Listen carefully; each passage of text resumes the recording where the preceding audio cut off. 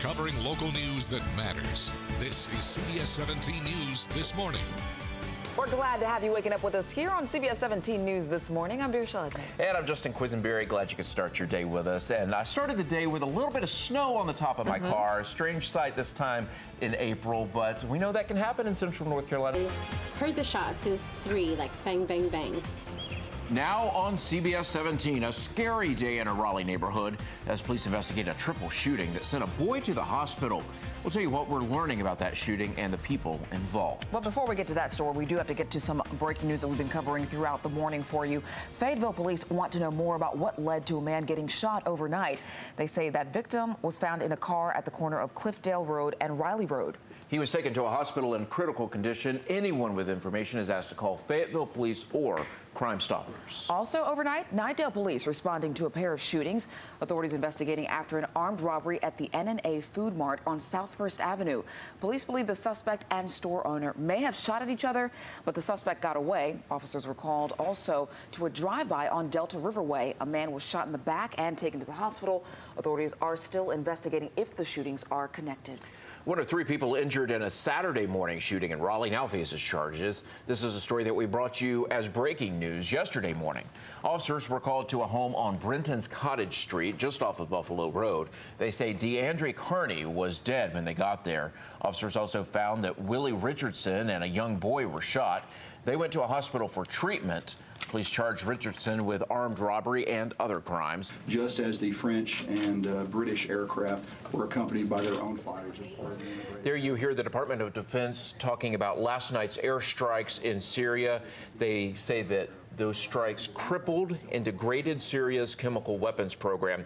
They had 3 program sites that they were targeting, and they said that they were very carefully selecting those sites to minimize any risk to innocent civilians. And they say 3 words can summarize these strikes: precise, overwhelming, and effective. And just to give you some background here, this is all in response to last Saturday night's attack there by Syria, a chemical attack. And they also called on military officials calling on Russia to dismantle any chemical weapon arsenal that Syria may have right now.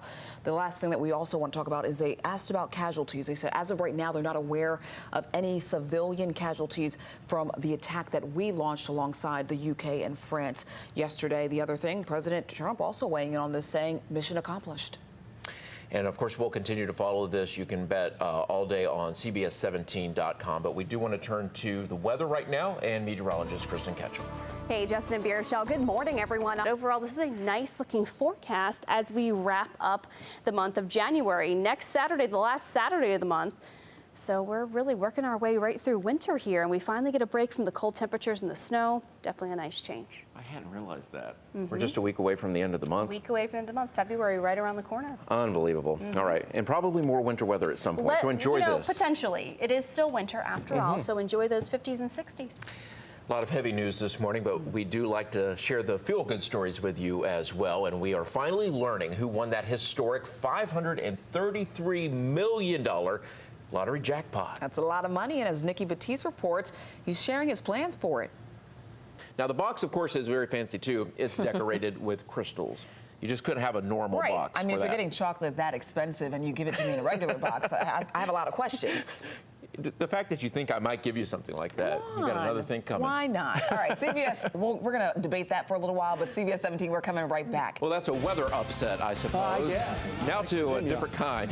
Yeah. the upset that very few people, if anybody, saw coming. Then again, they do call it March Madness for a reason. The tournament's overall seed, the University of Virginia, #1 seed, lost its first game last night. This is the first time a top seed has ever lost to a 16 seed in the tournament's history. The team that made that upset happen, the University of Maryland, Baltimore County. And while most of the country had likely never even heard of them before now, that's definitely not the case anymore. Yeah, it was just a special effort. Yeah, I think we kind of all wanted to be in the One Shining Moment video. We were all in the locker room, we're all singing the first line because that's all we know. But I think we're going to have to learn the rest of the song, too. Yeah, I don't think any of us know beyond that first line, do we? To be honest, I don't think this team's never been worried about, you guys, the media, the outside world, but it just shows you that really anybody could be anybody. And if you don't come to play, you're going to get beat. I mean, it's basketball. 16 seeds were 0-135 against 1 seeds before last night. Well, here's the thing. Someone has to win and someone has to lose. But his face in that press conference, I mean, obviously they were defeated, but that is the face of defeat. He just looked surprised. Yeah, it happens. But here, let's talk about kids in Baltimore. They're celebrating. We're hoping that kids in Durham will celebrate too. The Blue Devils are getting ready for their next matchup. You got to get down to the bottom of this story. Warrants are out for this man's arrest this morning. Wanted posters with Puxatawny Phil's photo scattered all across northern Pennsylvania. Investigators are blaming the ferry forecaster for the spring snow. Phil correctly predicted 6 more weeks of winter on Groundhog Day. But the Groundhog Club is fighting back, telling the haters to take their frustrations out on Mother Nature.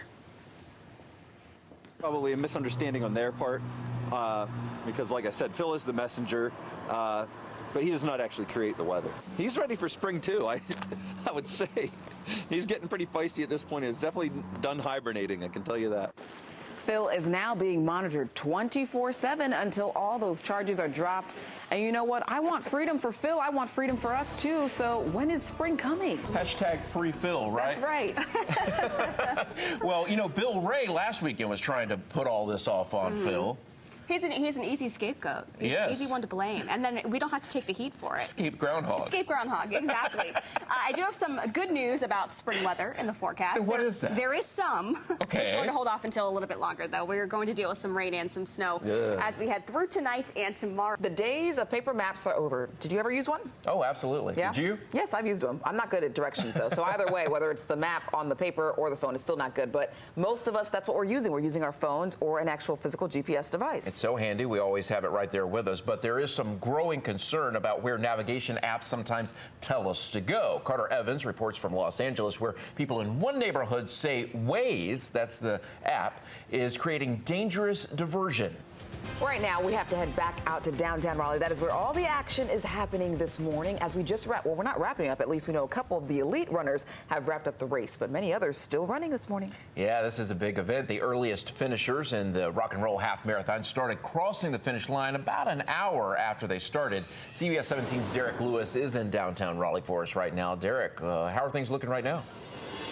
Live in Raleigh, I'm Derek Lewis, CBS 17 News. And he talks about the runners being out of breath, but when we've heard from that first finisher, he was remarkably not out of breath. It honestly seemed like it was just another day, and he was taking a nice little stroll. So congratulations to all of those runners. Such an accomplishment there. It really is. A lot of inspiration. CBS 17 will be right back in just a moment, but coming up after the break, the error that led to hundreds of National Guard troops getting overpaid after Hurricane Matthew. Plus, time's winding down for anyone looking to weigh in on the debate over Confederate monuments in Raleigh. We'll explain just how your voice can be heard. Okay, so this one is your favorite story of the day. Is that right? No? Is that what you took from this? Yes. Okay, so if you're eating breakfast, I just want to warn you right now. You may be disgusted. Maybe you might want to try this. Yeah, this may wow you. This may disgust you. It may do both. A local burger joint is adding a special ingredient and issuing a challenge to anyone brave enough to try it. It's called the, and I can't look at this video, the Tarantula Burger. Take it, Beairshelle. Okay, well, Bull City Burger and Brewer, he really can't. He has the trash can right next to him. Is serving up the unique dish for Exotic Meat Month. The char-grilled spider sits right on top of that beef patty for you to just munch on, and you must enter a lottery to take the challenge. I'm going to put Justin's name as soon as this newscast is done. You actually have just 2 days, I believe, to schedule a date with your burger. It doesn't taste bad at all. It's wonderful, actually. There's quite a range of reactions to pretty much everything that we do. One of the burgers we do is called the Bug Burger. It's got Gruyere cheese, and then there's scorpions and crickets and larvae on there. We've heard everything from, ew, that's disgusting, and I will never eat in your restaurant again, to I applaud you for making people aware of what a lot of folks around the world rely on.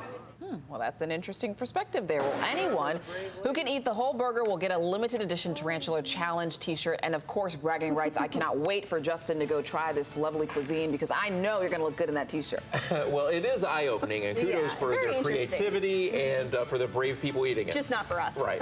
Have a good day.